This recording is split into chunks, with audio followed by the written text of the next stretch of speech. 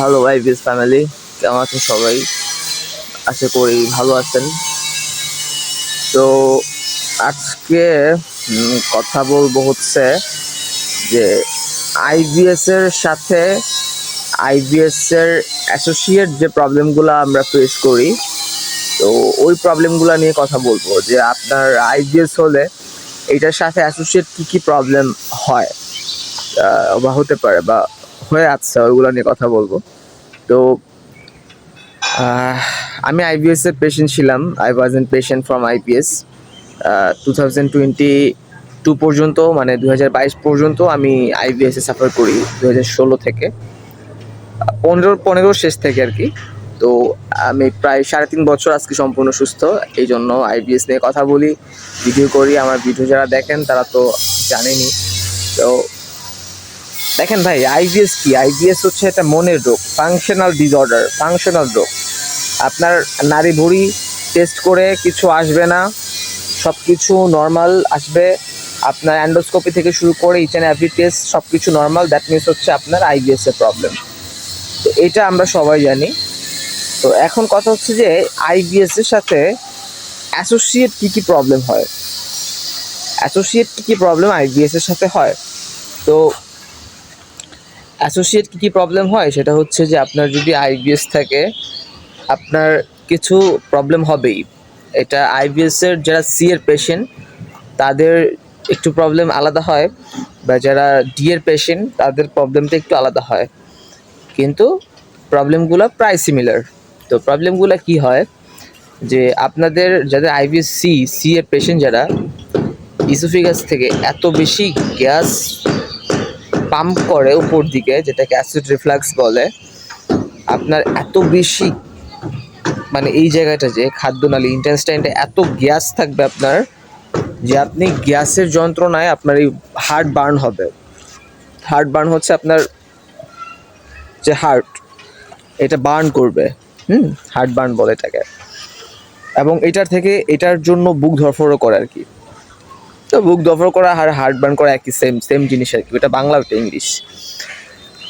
আর আরেকটা প্রবলেম হচ্ছে আপনার যাদের আইবিএস সি এর পেশেন্ট, যাদের কনস্টিপেশনের প্রবলেম, তাদের এই কনস্টিপেশন থেকে অ্যানাল ফিশার বা ফিস্টুলা বা পাইলস হওয়ার একটা চান্স থাকে।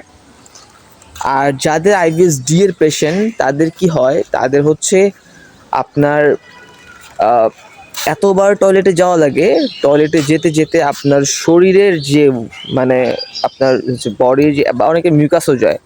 তো মিউকাস গেলে আইবিএস পেশেন্টদের মিউকাস যাবেই। তো মিউকাস যদি যায় তাহলে বুঝতে হবে, এবং আপনি দেখবেন যে আপনার যদি মিউকাস যায় প্লাস আপনার যদি ডেইলি 4-5 বার টয়লেটে যাইতে হয়, তাহলে আপনার শরীরে এক ধরনের উইকনেস দেখা দিবে, এবং আপনার যে শরীরের হাড়গুলো আছে, হ্যাঁ, আমাদের যে শরীরের হাড়গুলা, এই হাড়গুলা ঠিকমতো আপনি দাঁড়াতে পারবেন না, আপনার দাঁড়াতে কষ্ট হবে, আপনার হাঁটাচলা করতে কষ্ট হবে, আপনি কোথাও মুভ করতে পারবেন না, মুভ করতে কষ্ট হবে।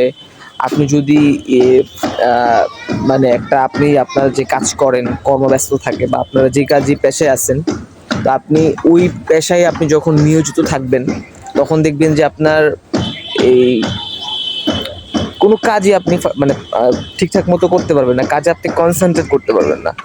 আপনার যে ডেইলি লাইফ, ডেইলি যে কাজ করেন আপনি, ওই কাজে আপনি কনসেন্ট্রেট করতে পারবেন না। কেন করতে পারবেন না? কারণ আপনার এই যে প্রবলেম আইবিএস, এই প্রবলেমের জন্য আপনার পুরা শরীর উইকনেস থাকবে, পুরা বডি উইক হয়ে যাবে, এত বেশি উইক হবে যে আপনি হাঁটাচলা পর্যন্ত করতে পারবেন না, ঠিক আছে? এরপর আপনার যৌন দুর্বলতা আসবে। আইবিএস এর পেশেন্ট যারা, এটা সবারই কমপ্লেন, এবং এটা আমারও ছিল, এবং সব আইবিএস পেশেন্ট থাকবে।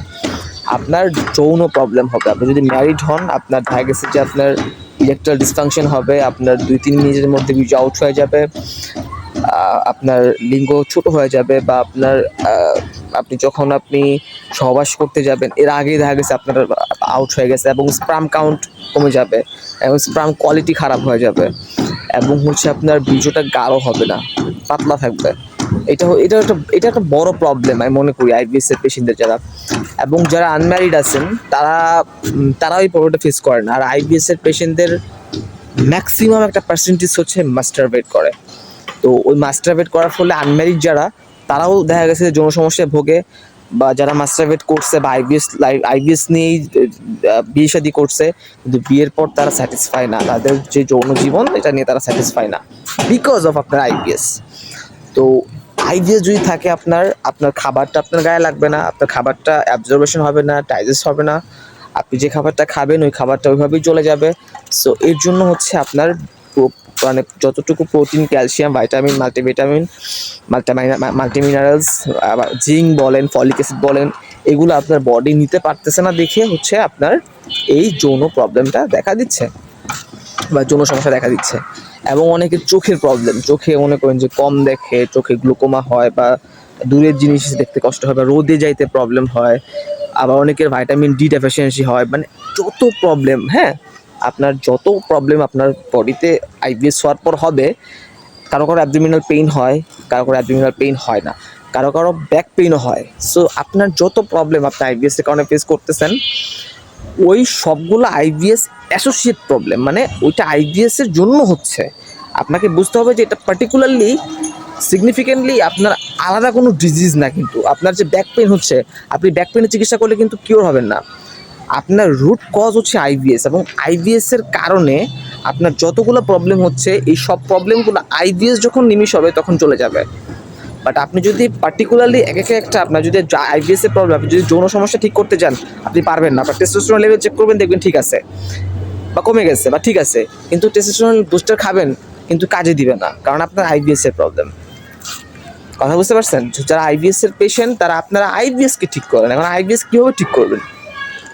আইবিএস ঠিক করতে হলে আপনাকে প্রপার মেডিকেশন নিতে হবে, প্রপার কাউন্সিলিং করতে হবে, এবং প্রপার গাইডলাইন্স মানতে হবে। খাবার দাবার রোগ এটা না, আমি বলবো না যে আপনি এই খাবার খাবেন। হ্যাঁ, সাময়িক সময় আপনি গরু খাসি খাবেন না, আপনার যে খাবারগুলো খাইলে প্রবলেম হয় ওই খাবারগুলো আপনি কম খাবেন, এটা একটা টেম্পোরারি রিলিফ পাওয়ার জন্য বা এটা করার জন্য।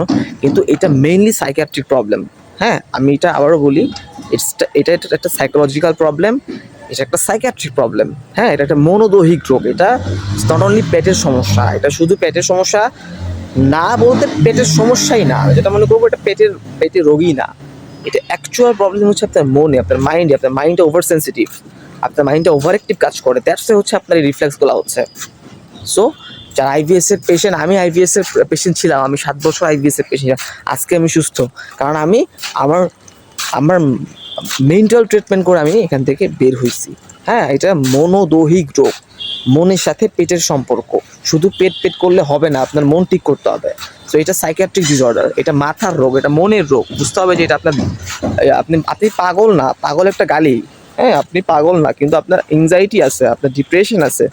সো বুঝতে হবে যে আপনার আইবিএস এর এই পেটের প্রবলেম আছে, এবং আপনার সব টেস্ট করে দেখছেন সব কিছু নর্মাল, দ্যাট মিনস হচ্ছে আপনার আইবিএস। সো এটা একটা সাইকিয়াট্রিক প্রবলেম।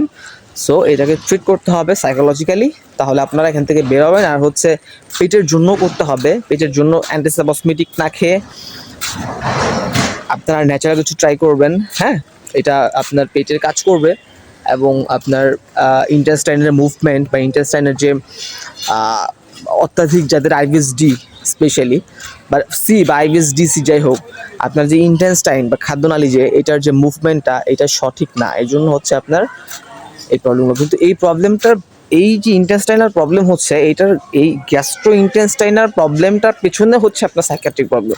সো মোট কথা হচ্ছে এটা একটা সাইকিয়াট্রিক ডিসঅর্ডার, এটা একটা মনোদৈহিক রোগ। ঠিক আছে, আমি অনেকবার বলি ভিডিওতে, অনেকেই ট্রাস্ট করে, অনেকেই ট্রাস্ট করে না।